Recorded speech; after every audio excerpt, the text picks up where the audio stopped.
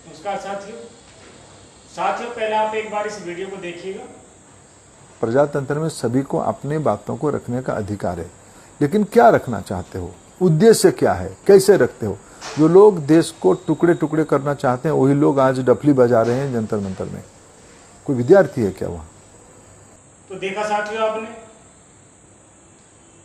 मंत्री जी मैं आपसे कहना चाहता हूं कि शिक्षा मंत्री जी, सवाल पूछने वालों को टुकड़े टुकड़े गैंग कह देना बहुत आसान है, लेकिन क्या आपने उन परिवारों का दर्द महसूस किया जिन्होंने पेपर लीक, भ्रष्ट व्यवस्था और बेरोजगारी की मार झेली है या झेल रहे हैं? किस पीड़ा से गुजर रहे हैं? जो छात्र, अभ्यर्थी और उनके परिवार के न्याय को, मांग को लेकर सड़कों पर हैं, उन्हें देशद्रोही बताना न केवल गैर जिम्मेदाराना है बल्कि लाखों युवाओं के संघर्ष का अपमान भी है। बिना जाने, बिना समझे, बिना उनकी बात सुने यह फैसला कैसे आपने कर लिया कि वहां बैठे लोग विद्यार्थी नहीं हैं? देश का युवा शिक्षा में व्याप्त भ्रष्टाचार, पेपर लीक, बढ़ती फीस और भविष्य से खिलवाड़ के खिलाफ अपनी आवाज उठा रहा है और शिक्षा का अधिकार कम और कारोबार ज्यादा बनती जा रही है। किताबों से लेकर कोचिंग तक हर जगह लूट की शिकायतें हैं। इन मुद्दों पर जवाब देने की बजाय आप अपने अधिकारों के लिए मांग कर रहे आंदोलनकारियों पर सवाल उठाना क्या जिम्मेदार नेतृत्व की निशानी है या पहचान है? जंतर मंतर पर बैठे लोगों की पहचान तो आपको दिख जाती है, लेकिन उन लाखों छात्रों की टूटी उम्मीदें क्यों नहीं दिखाई देती? उन माता पिता की आंखों के आंसू आपको क्यों नहीं दिखाई देते, जिन्होंने अपने बच्चों के सपनों के लिए जीवन भर की कमाई लगा दी?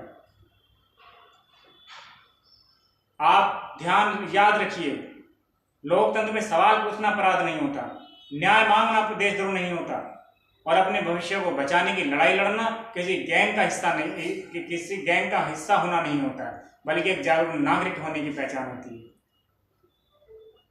और मैं कहना चाहता हूं आपसे कि युवाओं की आवाज को बदनाम मत कीजिएगा, उनके सवालों का जवाब दीजिए, क्योंकि जब व्यवस्था जवाब देने में असफल हो जाती है तब जनता सड़क पर उतरकर अपना जवाब मांगती है, अपना अधिकार मांगती है। तो मैं कहना चाहता हूं आपसे भी कि जवाबदेही तय हो और जो सीट इस देश के नौजवान युवाओं के भविष्य का दिशा और दशा तय करती है, उस सीट के लिए अगर आप रिस्पॉन्सिबल नहीं हैं तो तुरंत इस्तीफा दे दीजिएगा, तुरंत रिजाइन दीजिएगा। आपकी बड़ी कृपा होगी इस देश के युवाओं के भविष्य पर। धन्यवाद।